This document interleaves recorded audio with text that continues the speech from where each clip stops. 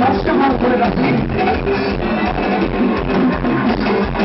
Segura o carro, segura o carro.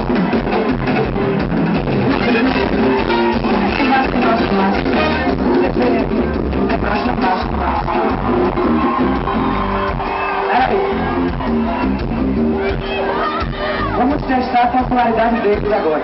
É só pra vocês sentirem como é que tá a história do BBB aqui em Salvador. Chega mais pra cá, vem mais. Vai, Fernanda. Quando você cair, te aviso, mentira. Tá feliz? Muito. É bom ficar lá dentro, mas cair, ainda mais quando você encontra um negócio de um calor desse, é melhor ainda, né? Não? Ralf. Tu é teimoso? Eu sou o quê? Teimoso. Um pouquinho, eu acho. Galera, eles dois são muito gente boa, a gente tá vendo. Ainda assim, pode dizer só isso, né? São gente boa. Por favor, gostaria que vocês dessem uma salva de palmas só pra eles sentirem calor novo. Olha, o Pecão aqui aprovou. Então vamos jogar tudo lá dentro. Se vocês ganharem, vocês ganharem lá grana, pode voltar pra Salvador, vou ter que ir na galera aqui. O pessoal tá falando bonito. Que foi a coisa mais linda que podia ver aqui. Só de boa.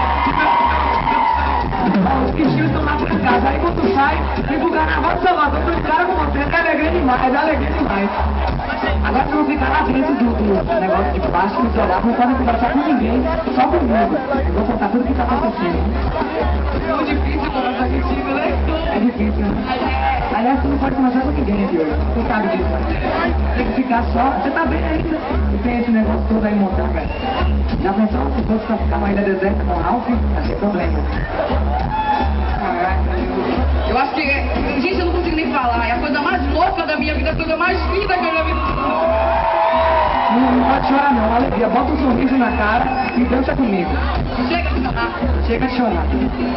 Tá massa aqui, vocês estão perdendo, olha aí. Tchau, agora saiam daqui os dois, voltem pra lá. Fiquem trancados, aplaudam eles. A rua é um palco universal, um ritmo novo sempre vem.